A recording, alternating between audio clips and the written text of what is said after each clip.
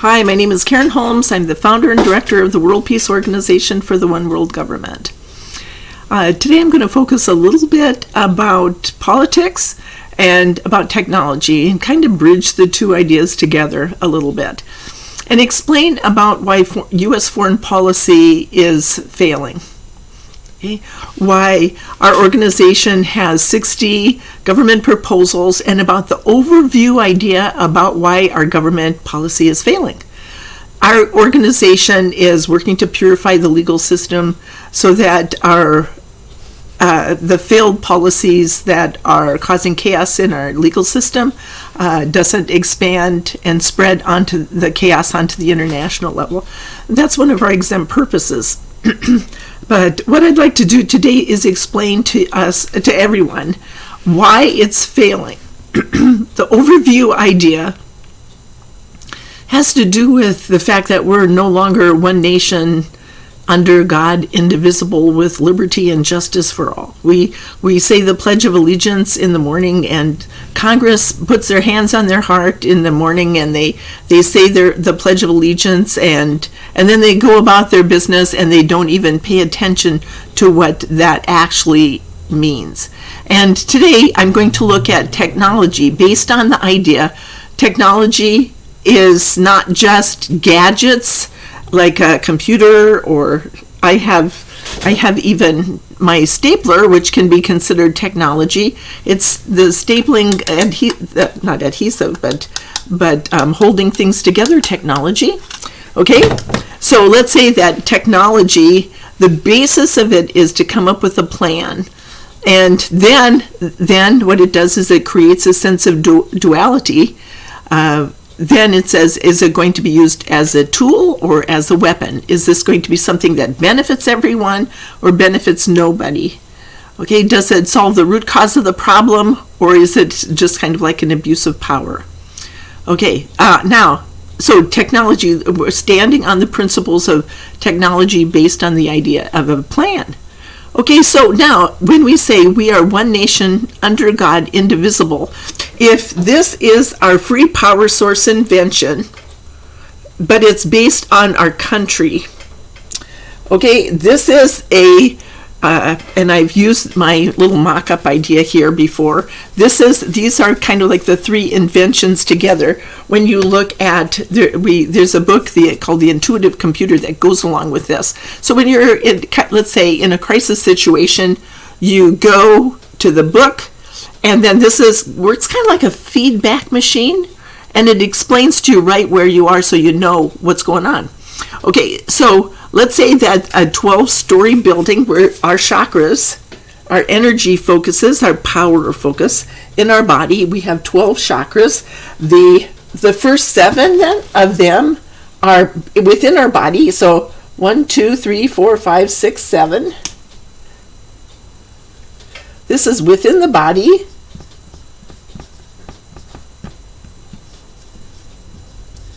And these are the kingdoms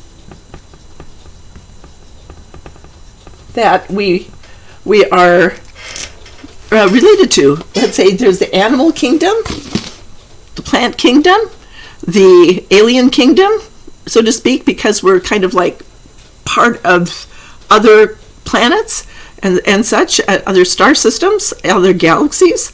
Then there's the elemental kingdom, and those are the beings like the fairies and the leprechauns, and I'll go into that. They play a very important part in how we're connected to our Creator. And then we have the spiritual hierarchy, which is Lady Gaia, I am that I am, the angels and the archangels and the Melchizedeks, and all the other parts of that. So, and each of them separates into different parts. So let's say that this is the God, and so these have to do with our relationships with the animals and the plants, and did I get the right number? Basically, God, the spiritual hierarchy, lives on the 12th floor. Do we have a relationship with God? And basically, are we standing on the principles of universal law? let's say our creator, our relationship with our creator is our most important relationship. So if let's say, to look at it easier, it's like a 12-story building, and does God live on the 12th floor? Does our creator, do we have a win-win agreement with God? Because God doesn't work with anyone who doesn't stand on universal law. If you do unto others as you would have them do unto you, then you're standing on the principles of universal law. And that's why I wrote my letter to the Supreme Court, because it talks about universal law and our relationships with other people. We have 144 relationships that come up with this idea. We have then this allows us to gain power. If we are not standing on the principles of universal law, then we're facing the backlashes of it all the time. Do unto others as you would have them do unto you is where you will gain in power. Because what you'll do is, to get peace, you have to give peace.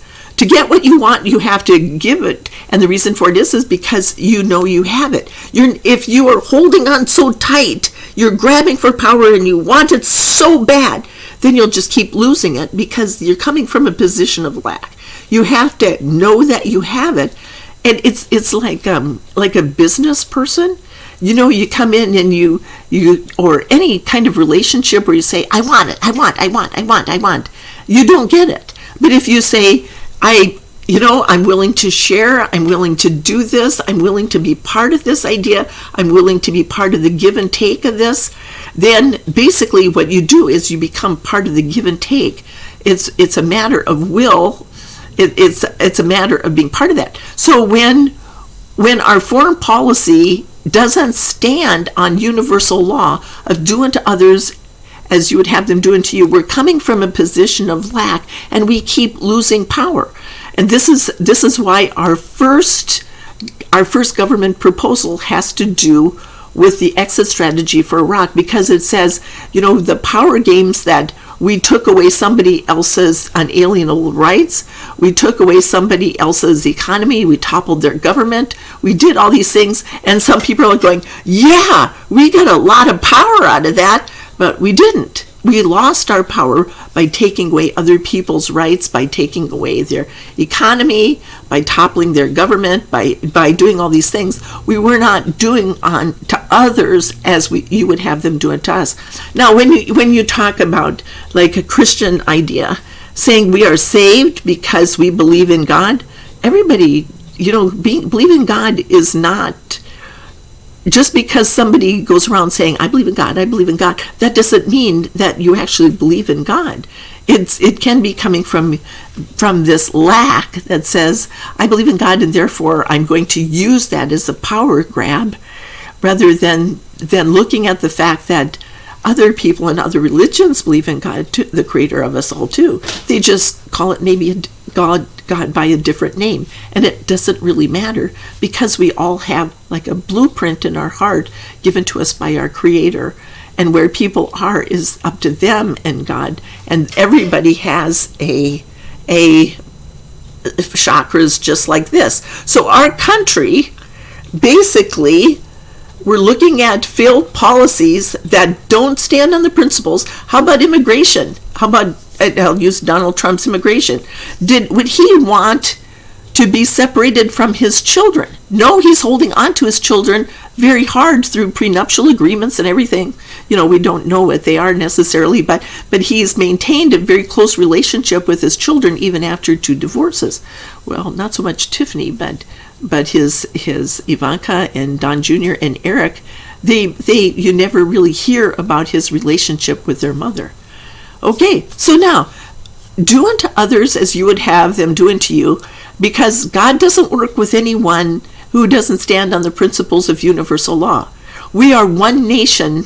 Are we one nation? Are we indivisible? Are we under God with liberty and justice for all? No, not. I wouldn't say anything like that. And just because Joe Biden is in doesn't mean that his foreign policy is going to be standing on these principles of universal law. Because, like I said in my letter to the Supreme Court, which you can find on the website, their universal law stands on 7 principles: equality, liberty, freedom, compassion, abundance, capacity, and tolerance. So those 7 principles are the way you can tell whether we are standing on those principles. Are we guaranteeing our rights, our unalienable rights from our Creator, which is what our founding fathers said, to other people? Are we taking them? Are we away from other people? Or are we getting them? We have so much abundance that we're willing to share with other people. We have so many unalienable rights that we're willing to share them with everybody and give them, and that allows us to get back our unalienable rights too. So now we are all facing the same idea. We all have, if this free power source invention was sitting, let's say, right out in front of the White House, at an angle where it was on the one direction. I used this before. If we had a national free power source invention, and it was right out in front of the White House, and right straight in line with the Capitol, and then how about the Pentagon and the Supreme Court? So you can see all those buildings right there. So our national defense. So they would look at it and they say, yeah, it's our national defense. When they're coming into the White House or they're testifying before Congress, are they, when they walk past that, are they going to advise our government to the president to invade a foreign country? We have the power. Let's go do it. Let's see where this power is going to take us. We need natural resources, so we're going to stay in Afghanistan for eternity. That's not standing on the principles of universal law. Nope. That's not coming from a sense of abundance. And basically, if our new technology, like the 5G network and all of the cell phones are based on taking away natural resources from another country and causing problems with the people, like blood diamonds did, or like coltan is a problem related to cell phones, and how where it's mined by undersea mining, or in the Democratic Republic of Congo or Afghanistan with all those natural resources. Where are we getting our natural resources? Are we doing it on other people's backs? Or are we creating a sense of abundance for everybody? If a nation has natural resources, are those natural resources going to benefit the people or allow certain people in the government or big corporations to line their pockets? Is that money going to trickle down to the benefit the people, or is it not? So this is where we stand. Are we, on an individual basis, going to have God living on our 12th floor?